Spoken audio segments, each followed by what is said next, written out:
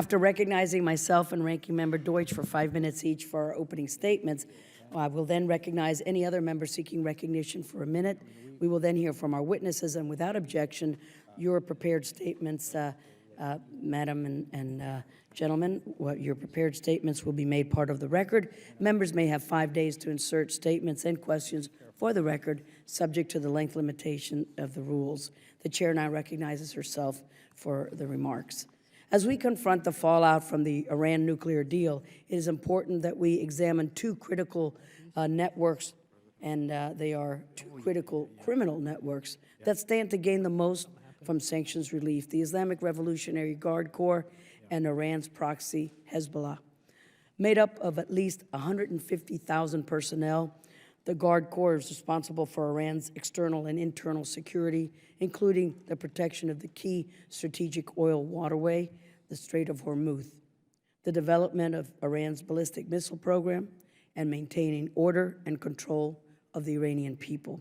It oversees the Quds Force, the asymmetric war and terror operators of the IRGC, who are behind the deaths of hundreds of American servicemen and women and coalition forces in Iraq, and who continue to plan operations on the ground in Iraq and Syria while undermining our national security interests. The IRGC is Iran's single largest economic actor. It owns the country's biggest construction company, its main telecommunications company, and controls at least 25% of the Tehran Stock Exchange. The IRGC owns and controls banks. Its officials sit on and control the boards of private companies, and it is the primary player in the construction and infrastructure sectors, as well as increasingly the energy sector. Because the IRGC controls so much of the Iranian economy, it is poised to gain billions from the deal and Iran's economic growth. When the administration argues that the Iranian regime will invest its sanctions relief into infrastructure, what they're not telling you is that the IRGC, a terror organization in its own right, will be the ones cashing in on all the infrastructure, all the construction, all the energy projects. Companies are already lining up to do business with Iran, and as the sanctions come off, more money will be funneled to IRGC companies, who will then turn right around and use that money for their nefarious activities. As such a big player in Iran, the IRGC has a vested interest in maintaining its alliance with the regime and ensuring the regime's survival, both inside Iran by maintaining its authority over the people of Iran, but also by continuing to expand regionally and fulfilling its hegemonic ambitions. Fulfilling those ambitions requires the continued work of the Quds Force, training Shia militias in Iraq, funneling funds and arms to Syria's Bashar al-Assad, and supporting the Houthi fighters in Yemen. And incredibly, the Iran deal delists and lifts certain sanctions from some of the same people leading these very actions, including the current Quds Force Commander, Soleimani, and the former Quds Force Commander and Defense Minister, Vahidi. And as we know, he is wanted by Interpol for his role in the AMIA Jewish Community Center bombings in Buenos Aires. As a matter of fact, almost half of the entire nuclear agreement is pages and pages of delisting of individuals, of companies, and vessels from the U.S. or EU sanctions list. The second organization that will benefit enormously from sanctions relief is one of the world's most dangerous and capable terror organizations, Hezbollah. Trained, equipped, and funded by the Quds Force, Hezbollah is said to be responsible for some of the world's most infamous terror attacks, including the 1983 U.S. Marine barracks bombing in Beirut, the AMIA Jewish Community Center, which I just referenced, and the 1996 Khobar Towers bombing, just to name a few. A stronger Hezbollah undermines our interest in Lebanon, where that fragile country continues to grapple with internal strife. And its forces are deeply involved and critically important to Iranian efforts in Syria, helping Iran to prop up Assad and prolonging the chaos, the destruction, the tragedy that is spreading further and further outside the borders of Syria. Hezbollah's leader recently reaffirmed the terror organization's ideological partnership with Iran, saying that the nuclear deal would not stop Iran from providing it material and financial support. And now that we've lifted Iran's arms embargo and ballistic missile sanctions, Hezbollah will soon be able to obtain even more sophisticated weaponry in order to carry out operations like the one we recently saw with the terror cell in Kuwait. Sanctions relief from the Iranian deal will not only free up resources for Iran to spend more on Assad, it will allow Hezbollah to extricate itself from Syria, where its forces have been bogged down, and return to its focus of its top priority and target, the democratic Jewish state of Israel. The possibility that Hezbollah will launch attacks against Israel is increasingly likely thanks to the Iran deal and Iran's increasingly capability to provide assistance and advanced weaponry. We must consider the impact of both direct and indirect sanctions relief from the Iran deal and what these additional resources will do for the Iranian regime's next steps in the region, including what it will do for the capabilities of Iran's proxies like Hezbollah and the consequences for our own interest and the interest of our allies. I look forward to hearing from our witnesses on exactly who and which entities stand to gain the most from this disastrous agreement, what we can expect next from the IRGC and Hezbollah, and what we here in Congress can do to prevent this from happening. So pleased to yield to the ranking member, Mr. Deutsch of Florida. Thank you, Madam Chairman. And while this is not the first hearing we have had to look at Iran's sponsorship of terrorism, it takes on new significance in the wake of the nuclear agreement as Iran stands to gain access to billions of dollars. And after the Iran deal debate, it's important that the administration and my colleagues continue to be clear about the nature of this regime. Iran was designated a state sponsor of terror in January 1984 after it orchestrated the deadly U.S. embassy bombing in Beirut, which killed 63, the horrific attack on the Marine barracks that killed 241 U.S. service members, and the bombings of the U.S. and French embassies in Kuwait. Both 1983 attacks were carried out by what would become Hezbollah. Despite the U.S. designation in 1984, in September of that year, Hezbollah carried out another attack on the U.S. Embassy Annex in Beirut, killing 23. It was Hezbollah that hijacked TWA Flight 847, resulting in the death of a U.S. Navy diver. It was Hezbollah that bombed the Israeli Embassy in Argentina and the EMEA Jewish Center in the early 1990s.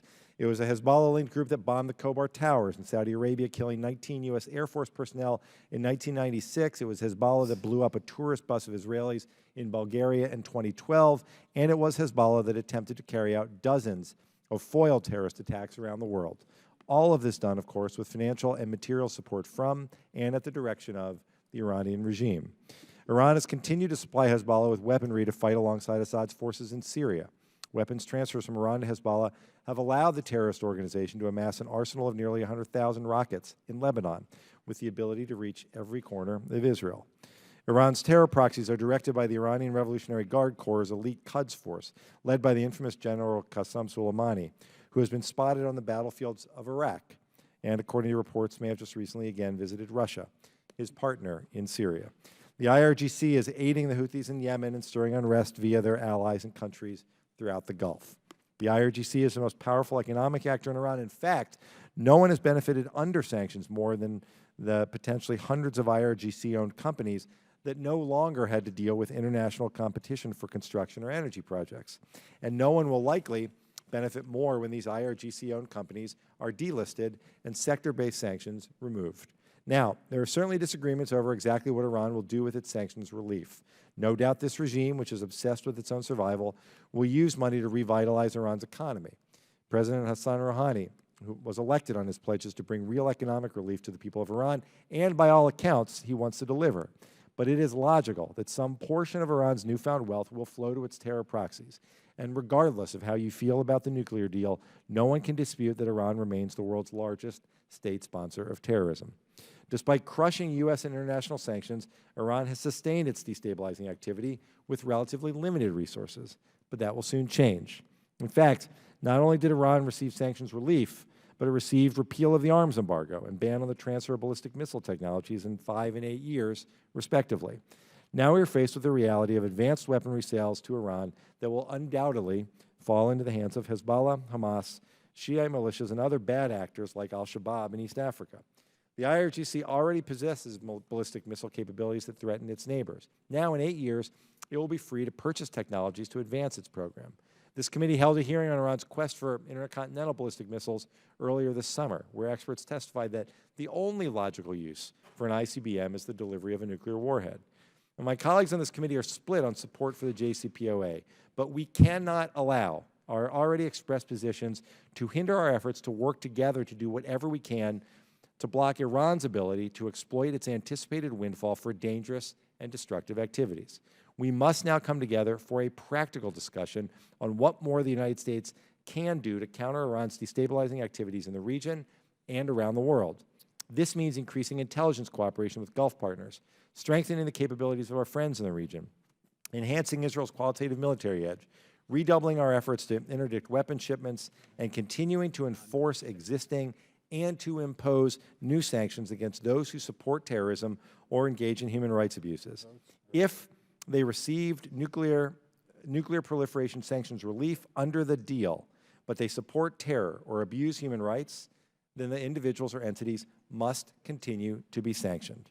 I look forward to hearing from our experts today as to what steps the U.S. and the international community can take to blunt the impact of Iran's newfound financial resources and the strengthening of the dangerous regime.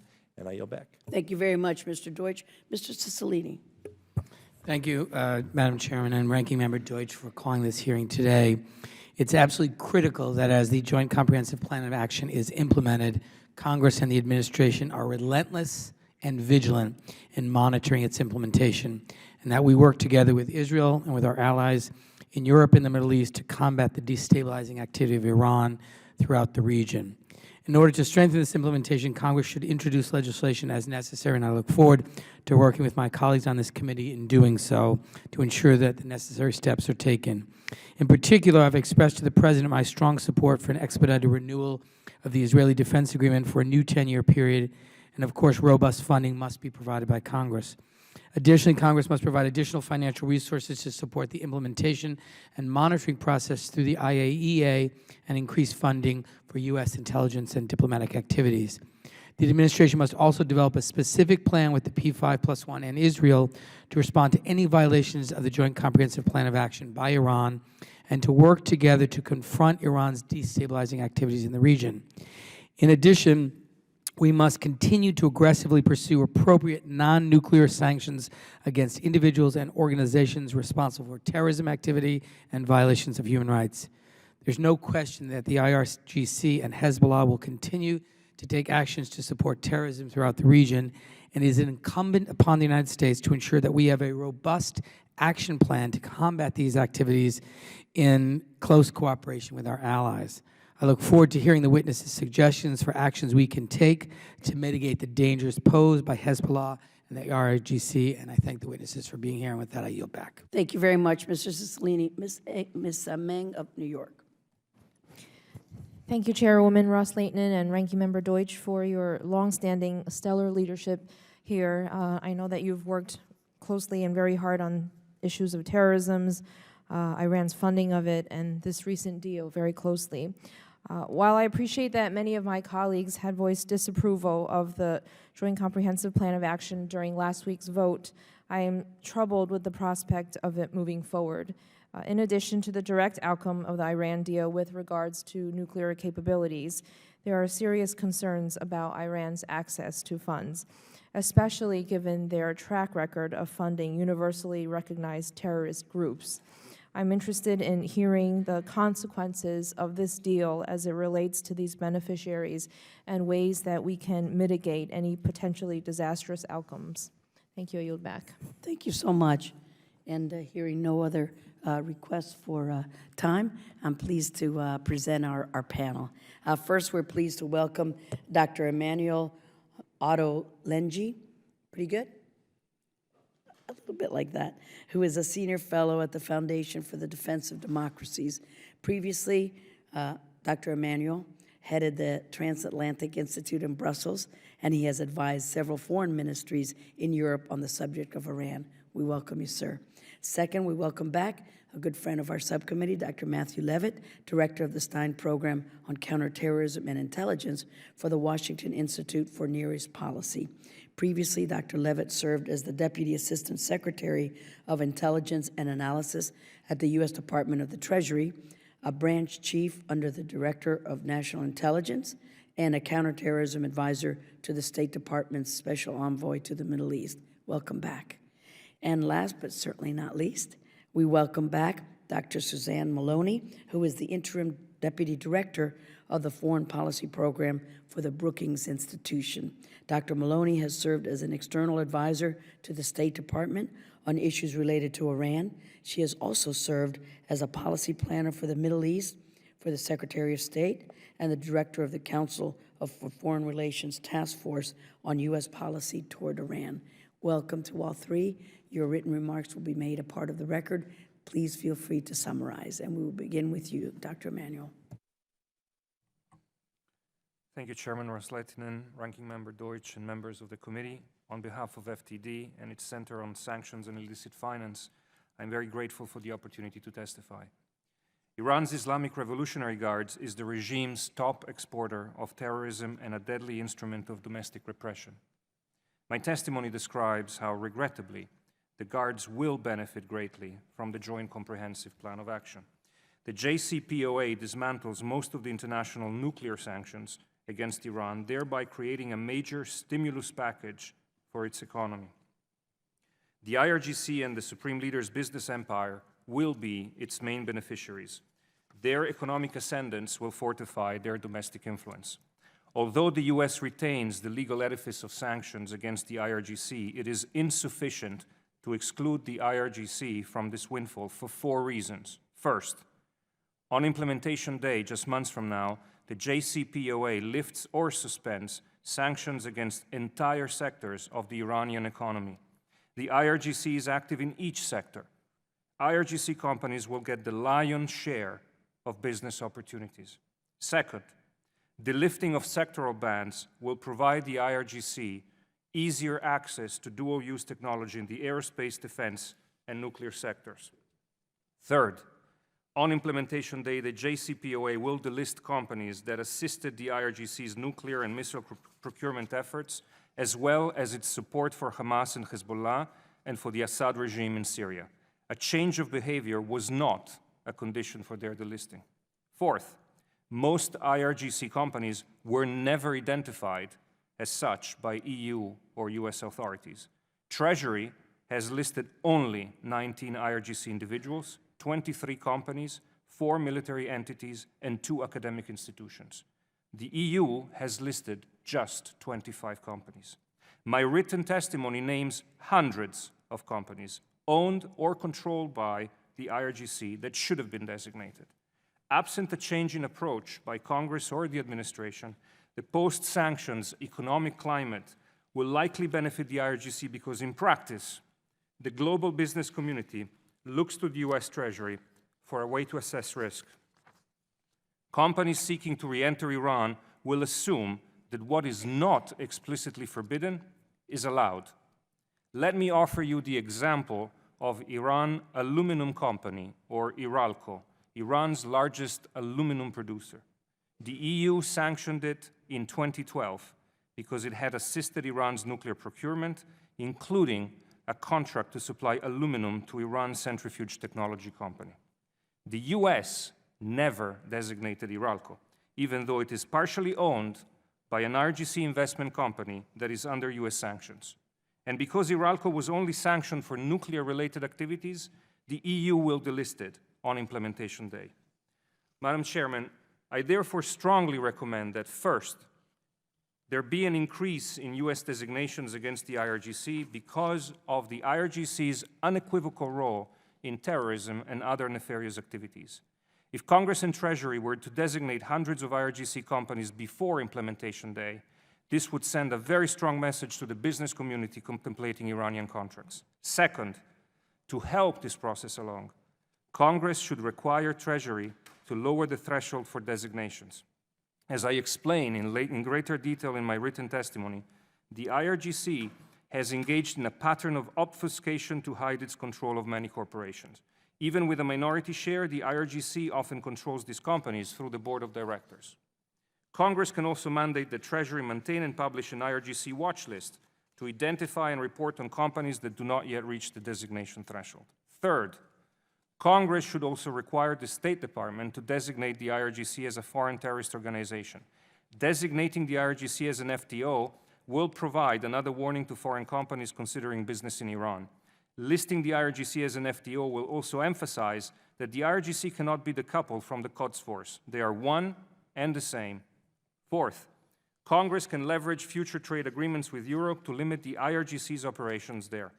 Congress should require the Transatlantic Trade and Investment Partnership between the US and the EU to stipulate that any European company contracting with Iran must certify that none of the business partners are associated in part or in whole with the IRGC, requiring also that the EU report annually on European companies investing in Iran, placing all commercial transactions under public scrutiny. At a minimum, Congress should encourage international corporations to demand an exclusion clause to halt commercial activities with all suspected or designated IRGC entities. These are just a few highlights from my written testimony. I thank you for the opportunity to testify, and I very much look forward to your questions. Thank you very much for those recommendations, Dr. Levitt. Chairman Ros-Lehtinen, Ranking Member Deutsch, members of the committee, thank you for the opportunity to appear before you today to discuss the recent activities of two of the major beneficiaries of the Iran deal, the IRGC and Lebanese Hezbollah. Allow me to focus on Hezbollah. Iran is Hezbollah's primary benefactor, giving the Lebanese party and militant groups some $200 million a year in addition to weapons training, intelligence, and logistical assistance. But over the past 18-plus months, Iran had cut back its financial support to Hezbollah, a collateral benefit of the unprecedented international sanctions regime targeting Iran's nuclear program as well as the fall in oil prices. The cutback mostly curtailed Hezbollah's political, social, and military activities inside Lebanon. Its social service institutions cut costs, employees received paychecks late or were laid off, funding for organizations like its satellite television station Al-Manar were reduced. By contrast, Hezbollah's Syrian operations, which have been a priority for Tehran given its commitment to defending the regime of Bashar al-Assad, have shown no sign of financial hardship. In fact, Hezbollah is busier than ever, especially in Syria, where it's engaged in expensive militant operations and support activities. Meanwhile, the group has expanded its regional activities further afield, straining its coffers, even as it had to cut back on its activities in Lebanon. With renewed funding from Iran, even a little bit of funding, Hezbollah would be more aggressive at home and abroad, challenging less militant parties across the Lebanese political spectrum and boosting its destabilizing activities outside of Lebanon. The war in Syria has dramatically changed Hezbollah. The group is now a regional player engaged in conflicts far beyond its historic era of operations. The strongest indicators of Hezbollah's transformation are structural. Since 2013, it has added 2 new commands, one along the Lebanese-Syrian border and one in Syria itself, to its existing bases in southern and eastern Lebanon. This points to a serious commitment to conflicts well beyond Lebanon's border. Today, there are between 6,000 and 8,000 Hezbollah operatives in Syria. Meanwhile, Hezbollah has transferred key personnel from its traditionally paramount southern command to Syria and even to Iraq and to Yemen. Hezbollah's transformation into a regional actor is acutely felt by the group's operatives themselves. We should not be called party of God, one Hezbollah commander told the Financial Times. We're not a party now. We're international. We're in Syria. We're in Palestine. We're in Iraq, and we're in Yemen. We are wherever the oppressed need us. Hezbollah is the school where every freedom-seeking man wants to learn. Meanwhile, Hezbollah remains committed to conducting terrorist activities around the world. And just about a year ago, last September, the National Counterterrorism warned they remain concerned the group's activities could either endanger or target U.S. and other Western interests, not just Israel. In April 2014, there was a Hezbollah operative arrested in Thailand. In November 2014, another in Peru, and this man had married an American citizen. Most recently, there was a new plot thwarted in Cyprus, where an individual who was a dual Lebanese-Canadian citizen, had stockpiled 8.2 tons of ammonium nitrate. And according to Israeli investigators, Hezbollah was using Cyprus as a point of export from which to funnel explosives for a series of attacks, not just in Cyprus, but elsewhere in Europe. It is against this backdrop that sanctions relief will take place. And whatever amount of money Iran receives, it will presumably spend the bulk of these monies on pressing domestic needs, but it will undoubtedly also direct substantial funding to foreign adventures, and that's something that none of us can tolerate. Even a small percentage of the lower-end estimates of Iran's sanctions relief would provide a windfall to its proxies. In all likelihood, Iranian support for such behaviors will only increase in the wake of a deal. Iranian leaders who back the deal will likely feel the need to prove their anti-American and pro-revolutionary bona fides, especially since the deal is widely seen in Iran as a victory for Rouhani and his allies over the IRGC and hardliners. It's important to note also that we're losing at least one critical tool to combat Hezbollah's financing. In March 2014, then Treasury Undersecretary David Cohen touted the collateral counterterrorism benefit of counterproliferation sanctions targeting Iran's banking and oil sections. He said, and I quote, "In fact, the success of our unprecedented Iran sanctions regime, including sanctions on Iranian financial institutions and Iran's ability to sell its oil, has had the collateral benefit of squeezing Tehran's ability to fund terrorist groups such as Hezbollah. That will no longer be the case, even as Iran remains, in the words of the Financial Action Task Force, an ongoing and substantial money laundering and terror financing risk." A few weeks ago, a Saudi Hezbollah operative, Ahmed al-Mughassil, was detained in Lebanon. He was the mastermind of the 1996 Khobar Towers bombing. Hopefully, this is going to lead to a whole lot more intelligence sharing between us and our Gulf allies. It should reveal a tremendous amount of information about Hezbollah, Lebanese Hezbollah, Saudi Hezbollah's connections to the IRGC. One area of inquiry and action that could yield particularly positive results would be to target in fairly quick succession a variety of Hezbollah front companies and logistics nodes around the world. A theme of my written testimony is that Hezbollah relies heavily on such fronts to carry out its operations from Europe to Iraq, from China to Dubai. But that can't be all we do. As Emmanuel said, we need to also designate IRGC and Quds Force elements as well, or the Iranians will feel that all we're doing is targeting their other proxies. There are many areas of the Iran deal that warrant close attention as the deal moves towards implementation. Contending with what Secretary of the Treasury Jack Lew referred to as, quote, Iran's menacing behavior, end quote, in particular through the Quds Force and Hezbollah, must be at the top of the list. Failure to do so would not only undermine the logic of the Iran deal as articulated by the administration, it would add to the very real trust deficit currently affecting our relationships with allies, both in the region and around the globe. Thank you very much. Thank you, Dr. Levitt. Dr. Maloney. Chair Ros-Lehtinen, Ranking Member Deutsch, members of the committee, thank you so much for the opportunity to appear before the committee today on this very important issue. The wide-ranging sanctions relief incorporated in the Iran nuclear deal has elicited what I believe to be a widely shared sense of affront at the appearance of rewarding Tehran after decades of bad behavior. And this is magnified by the irony that Washington is being forced to effectively cede the most effective instrument in its policy toolbox, the sanctions regime, at the very moment when its efficacy has finally been confirmed, even as some of the most strategically relevant aspects of the Iranian challenge remain unabated. That unescapable reality underscores the importance of identifying and implementing new mechanisms for addressing Iran's problematic regional policies. Let me emphasize just two aspects of my written testimony. The first is the question of what Tehran will do with the money that it receives from the sanctions relief and the new trade and investment that is facilitated by the post-deal context.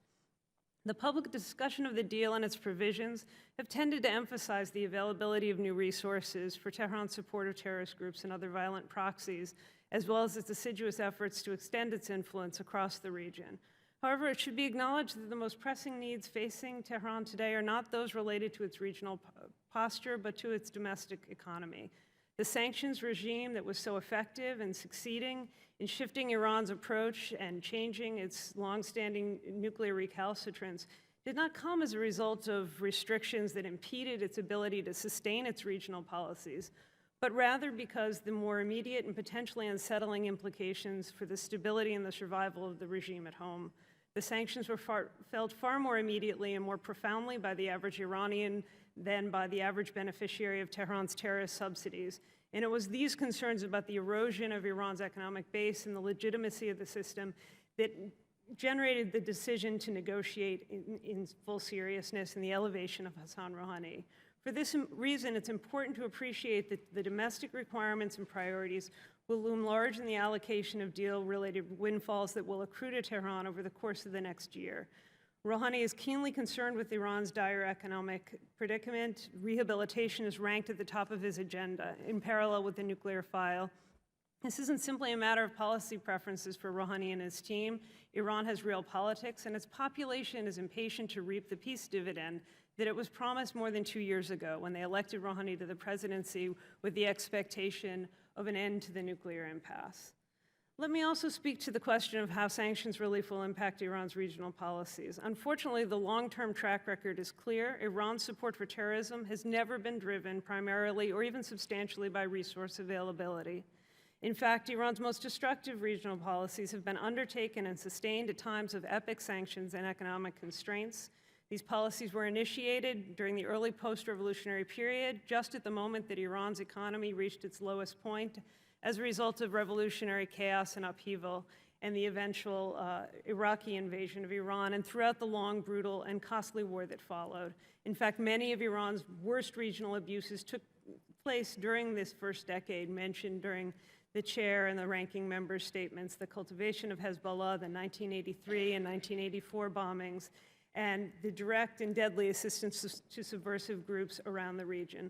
The same trends have held course over the past decade as externally imposed economic pressures, as well as the fall in oil prices, have reached or even surpassed the heights of the hardships during the war. Sanctions have provided no remedy to Iran's efforts to extend its influence through nefarious activities and allies, and its substantial investment in fueling and fighting conflicts in Iraq and Syria. Even since 2010, as the world has targeted Iran's regional power projection and its support for terrorist proxies, there's little evidence that sanctions have impeded Iran's most destabilizing policies. So the question that concerns the committee today is what can we do? My colleagues have, I think, provided a number of important and constructive recommendations. Sanctions relief will undoubtedly exacerbate the challenges that we faced, but the nuclear deal takes one of the most pressing aspects of the problem off the table, at least for the next decade. This provides us an opportunity to construct a bipartisan approach here at home and to, for the first time in the history of the Islamic Republic, really create a multilateral, durable alliance that addresses the regional challenge that Iran poses. Thank you. Thank you very much. And we have just been called to the House floor for a series of votes, so we'll not be able to come back. I will turn in my questions to you. If I can give you a homework assignment to answer these for me, I would appreciate it. And let me turn to Mr. Cicilline in the remaining time for the questions. He's recognized. Thank you, Madam Chair, and thank you again to our witnesses. I'm interested, Dr. Maloney, you said that Iran's support for terrorism has never been determined by availability of resources, which suggests that this the advent of additional resources. But I guess explain sort of what you mean by that before I think simply if you look at the long-term track record of what the Iranian regime has done around the region, it has not been dictated by either the availability of or the lack of availability of funds. And in fact, we've seen the intensification of its worst policies, whether it's in Lebanon, Iraq, or in Syria, at times of greatest economic pressure. The regime always finds ways to fund the guns. It's the butter at home that suffers. And certainly the argument has been made that there will be some pressure on Rouhani and the regime to respond to some of the very pressing domestic issues that face the Iranian people. But I'd ask each of the witnesses, what are the things, presuming some portion of the sanctions relief will be directed to activities that Iran is currently engaged in the region, destabilizing activities, and presumably some increase in that. What are the best things that we can do, that Congress can do, to help mitigate the impact of those activities, reduce the likelihood that they'll happen, or impose significant costs on Iran for engaging that activity? What would you recommend as the one or two things, actions we can take as a Congress to respond to that? Maybe start from left to right. Thank you. Thank you, sir. I would suggest three things. The first is that you retain, both Congress retains and the administration retains legal instruments to go after entities involved in aiding and supporting terrorism. And these instruments also allow you to prod and press allies who, in this current climate, may be less inclined to take action. One clear example is the case of the Iranian private airline Mahan Air. Mahan Air has been an accessory to Assad's war crimes by transporting weapons and personnel, including foreign militias, back and forth from Iran to Syria. It continues to do so. As far as my record tells me, the latest flight happened 2 days ago. So they're not deterred. Now, the problem with Mahan Air is that it's only under U.S. sanctions. Europeans have never sanctioned Mahan Air, and in the current climate, Mahan Air is actually expanding its destinations in Europe. So I that's just wonder if why- you could give, I want to give the other witnesses, but you said you had 3 things. If you could just tick them Yes. off and Yes. we can follow. The second thing is that a lot of the funds that will go to economic projects in Iran will actually be allocated through public contracts and tenders to IRGC companies. So this will be an indirect way to help IRGC companies get funds. And the third thing is that a lot of the IRGC personnel has never been sanctioned, will not be affected by travel bans, so will be a lot more free to travel around the world in procurement efforts. Again, going after these individuals more vigorously will help contain their activities. Thank you, Dr. Levitt. Thank you. In brief, I would just say I completely agree with Dr. Maloney that Iran has funneled money, whether it had it or not, to these types of activities. But it is true that when they've had more money, they've funneled more. As I noted, they've cut back on Hezbollah's budget, and we expect that to pop up again. The general theme here is that there has to be a cost. We have never incurred serious costs, political costs, for actual acts of terrorism. Not after the Marine barracks, not after the embassy, not after Khobar. It'll be very interesting to see what happens after we get more information out of Mughassil to see what happens then. There's tremendous amount of work to be done, as Emmanuel suggested, with the Europeans. Formally, in terms of helping them understand and structure how serious we are about this, and then informally. And Treasury Department swears up and down, and I believe them, that they intend to go on new dog and pony shows of the kind that I went out on when I was the DAS for Intel to educate people about the risks of doing business with Iran. We can no longer tell people don't do business with Iran. But we sure can highlight the risks, and the risks are massive because the IRGC is more embedded in the Iranian economy now than it ever was before, and this would be very effective. Dr. Maloney, I think you have a few seconds left. Very quickly, just the focus, as Matt has just said, on building a real coalition with Europe, I think is the kind of kryptonite that we need to go after Iran on these issues. We have spent 36 years trying to find a way to impede Iran's support for terrorism. What worked on the nuclear issue was that kind of international multilateral coalition. Thank you. I think that. Thank you so much, and I'll just make a last statement before we go vote. The administration has attempted to assuage concerns that Iran will not use its sanctions relief to support terror, that the money is already tied up in other ventures. But as we've heard, the IRGC is one of the major actors of the Iranian economy with a presence in nearly every sector. Administration officials also tell us that U.S. sanctions against IRGC and its officials will not be lifted. However, it's clear that we have only scratched the surface when it comes to sanctioning IRGC companies. As you pointed out, all of the subsidiaries and their subsidiaries are not under sanctions like their parent companies.